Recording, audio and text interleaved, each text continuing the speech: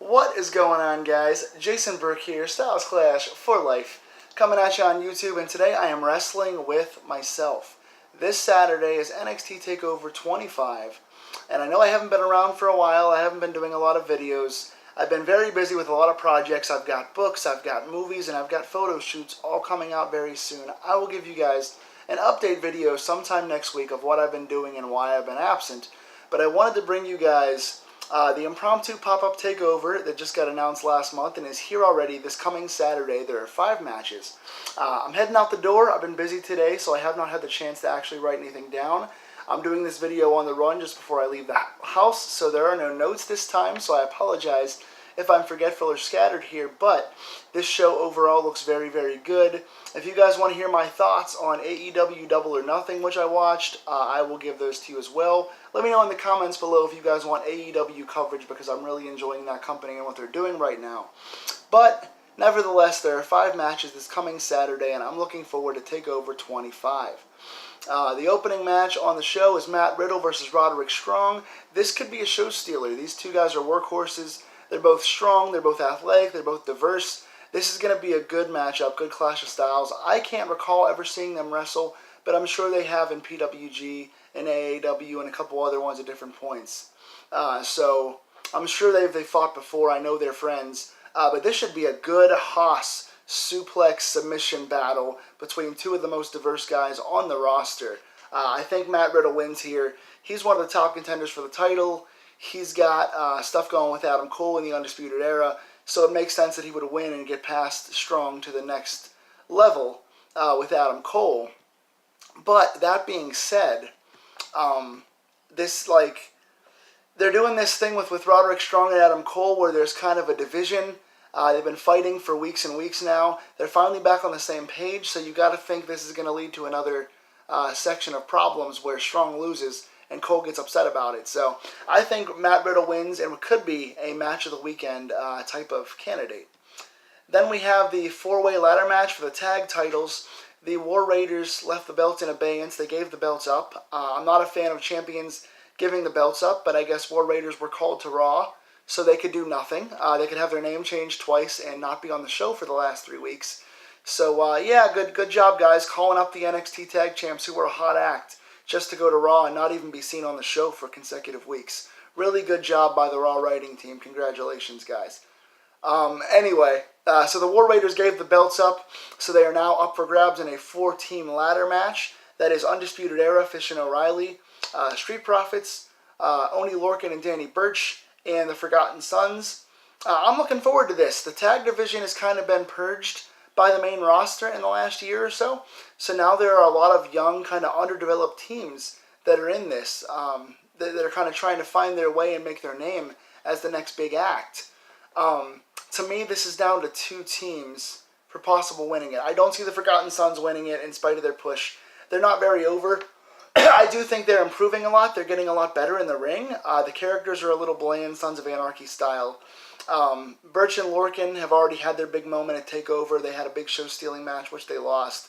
But I can't see them being the champions. I think either Street Profits, who have been super over lately and are really charismatic and have gotten really good in the ring all of a sudden, I think they have a good chance to win. And I think Undisputed Era, being the established act that they are, has a good chance to win here. Something tells me Undisputed Era is going to walk away from this show with all the belts. Adam Cole's been saying for weeks that Undisputed Era is going to be dripping with gold, so to speak.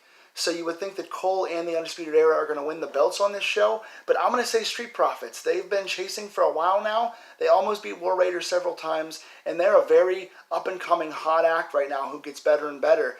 I think they're going to find a way to win the belts. And maybe they'll lose them in the next 4 or 5 months, next TakeOver or 2. They'll lose these to Undisputed Era. Because I think they are going to do the Undisputed Era holding all the belts at one point. Just not this soon. So I think that Street Profits are going to pull the win here, but it could be Undisputed Era. I'm kind of picking for straws at this one. Not very confident in my choice here, but I think Street Profits deserve this win. Then we have for the NXT Women's Championship, Shayna Baszler defends against Io Shirai. This should be a very good match. But I don't see Io Shirai being champion. Asuka was really good as champion. Io Shirai is incredibly talented. She's a good bumper. She connects with the audience for what she can do, and she's very athletic. I think it's going to be a great match. Kairi Sane and Shayna Baszler had excellent chemistry in all their work, so I think these two will follow suit here. I'm just not sure if I see Io Shirai being the champion.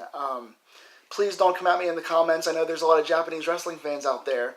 I like some of this stuff as well, but I just think Shayna Baszler has been great as the unbeatable heel champion, and I think the bully thing works if she continues for a long reign. So I'm pulling for Shayna Baszler to win this one, but I think it's going to be a very good match, and I think the big bully Baszler tossing around the smaller underdog in Shirai is a very good story to tell in this match. So I'm looking forward to this one as well.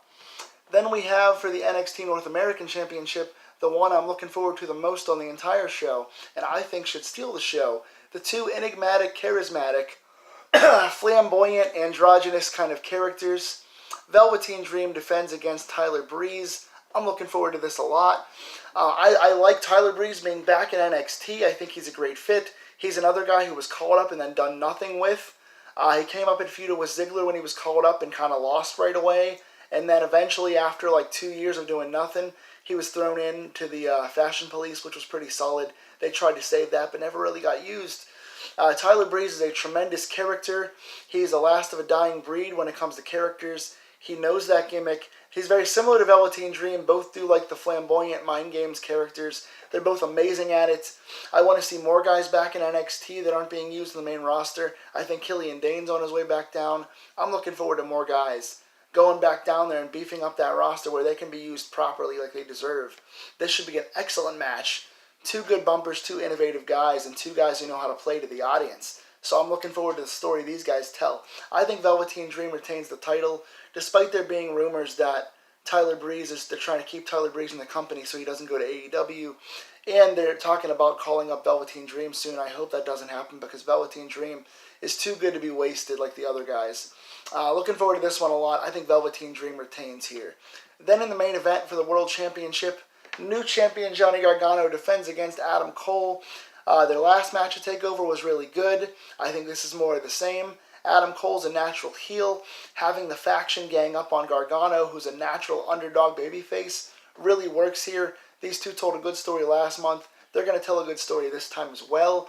I'm up in the air on this one. This is a hard one to call because, again, Johnny Gargano just won the belt at the last Takeover, and he's been chasing for like 2-3 years now. So for him to finally win the belt, excuse me, and then turn around and lose it right away after one Takeover would be really sad for Gargano. But for Cole, he's been, again, being the heel faction leader, he's been talking about Undisputed Era winning all the belts for a long time now. So there's a good chance they both win their title matches at this show. I'm going to say, by cheating, Johnny Gargano loses to Cole. I think Cole wins the belt here. Cole's been talking about winning these belts for a long time now, so they have to back up those claims sooner or later. And I think you can get away with it because Undisputed Era can do 4-on-1 stuff and can screw Gargano.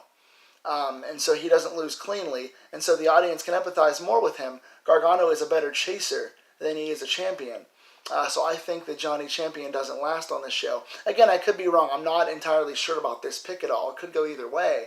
But I think the heel guy screwing over Gargano and having Gargano have to chase again, I think is a good storyline for the show. So I think Adam Cole, surprisingly this soon, walks away with the championship. So what are you guys looking forward to the most? Tell me in the comments below. Do you guys want to see a TakeOver review show? I can do that for you as well on Saturday or Sunday if you want to see it. Talk to me in the comments below, and I'll be coming back to you guys several times this weekend and next week with update videos, film reviews, and wrestling stuff if you guys want to see it. So I will see you guys next time.